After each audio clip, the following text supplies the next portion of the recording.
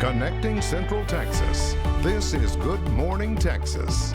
Good morning and thank you for waking up with us. I'm Sharday LeRae. Well, let's start with a check at your weather. You know what, Josh? I took advantage of what you said yesterday, how nice it was outside. I spent a little bit of time outdoors before I went back in and went to sleep.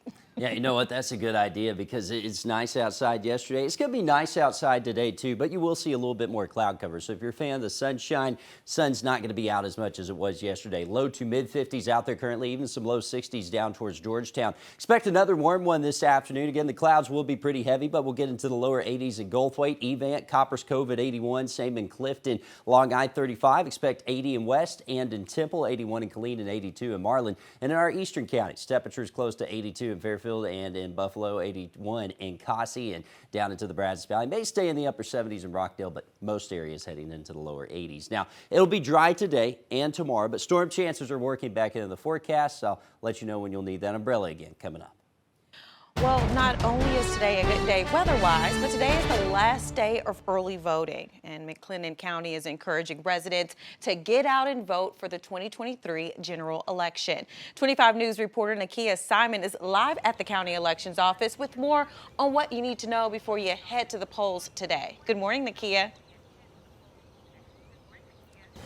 Good morning, Sade. That's correct. If you head to the polls today, you will see that paper ballots are back. Yes, they are back. A new state law is requiring some Texas counties to go back to marking paper ballots by hand before they are submitted electronically. McLennan County is included in that list. On election day, the county will have 21 voting centers open for residents. Because most local voters have done it before, it will go as a smooth process. Elections Administrator Jared Goldsmith says the process would not affect the wait time. This election, we are using a different voting system. We used to use an electronic voting machine where it had the little wheel on it and you'd wheel your way through the ballot. But this time we'll actually print a paper ballot out to everybody. They will take a pen, they will mark that ballot, and then they will scan the ballot in a scanner there at the polling site. You will need to bring, of course, your driver's license or one form of the 7 acceptable forms of ID will work. So you can also bring a passport or a military ID as well. The deadline for vote by mail has passed. So you must vote at one of your local polling locations, which is the deadline for early voting today. Then you have a chance to vote on May 6th. McLennan County voting centers will be open today from 7 a.m. to 7 p.m. and Bell County will not have a county-wide election, so it's only McLennan County for today. For more information on polling locations, you can visit our website at kxxv.com. Reporter in Waco, Nakia Simon, 25 News. All righty, thank you, Nakia. Developing news this morning. Today marks day 4 in the search for a Southeast Texas man accused of gunning down his neighbors.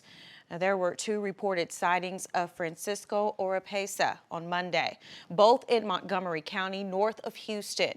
Police say an employee at a landfill saw a suspicious man walking along some nearby woods and thought it might have been the suspect. However, when deputies, K-9s, and air units searched that area, they didn't find him.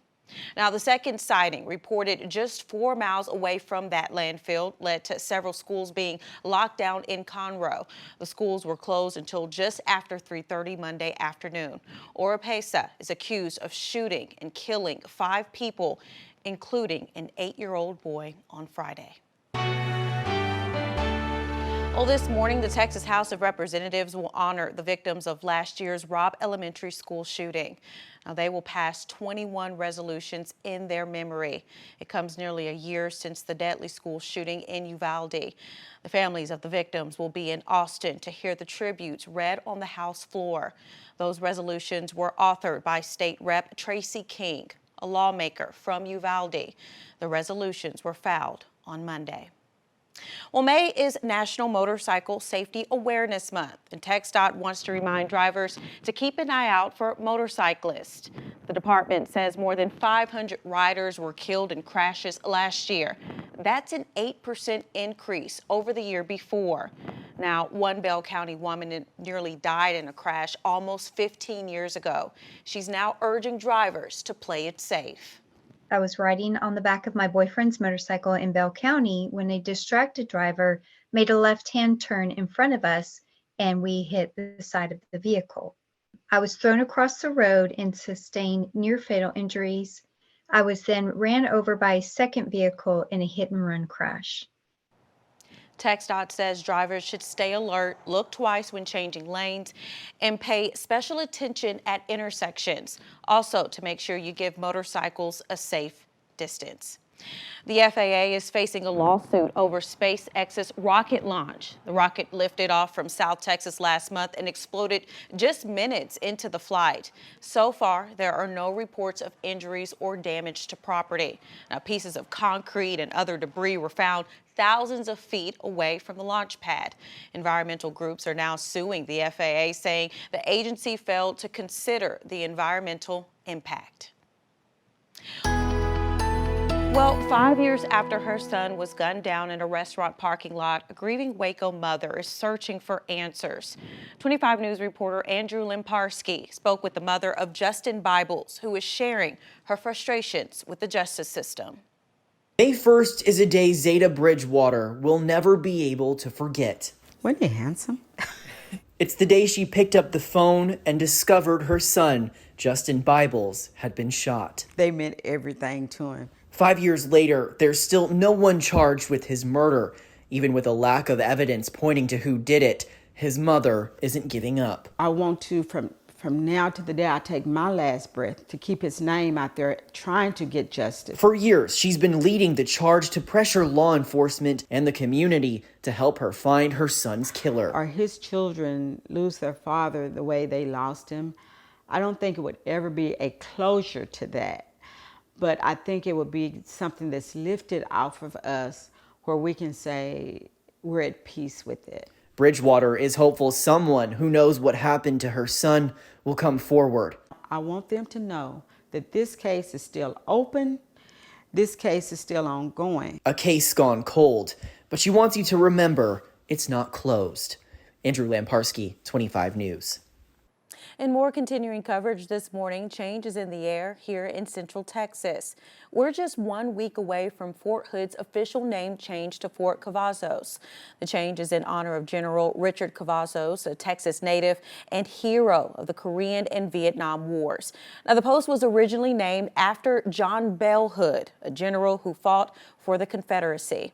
Now, the change comes after the Post 3 Corps wrapped up its part in the Warfighter military exercise. Now, that's a 2-week simulation featuring thousands of soldiers. Well, you'll have a chance to see some Texas baseball history this month. The Astros Championship Trophy will be making a stop at the Texas Sports Hall of Fame in Waco. That's happening on May 19th from 4 to 6 p.m. You'll be able to see the trophy in person for free and even take some pictures with it. Well, ever wish you could take your pets anywhere? Well, some people are going to extreme lengths to take their furry friends with them, but it's also impacting those who rely on service animals. We'll explain next. And it's quiet out there right now, but more storm chances are on the way into the forecast. I'll walk you through it coming up.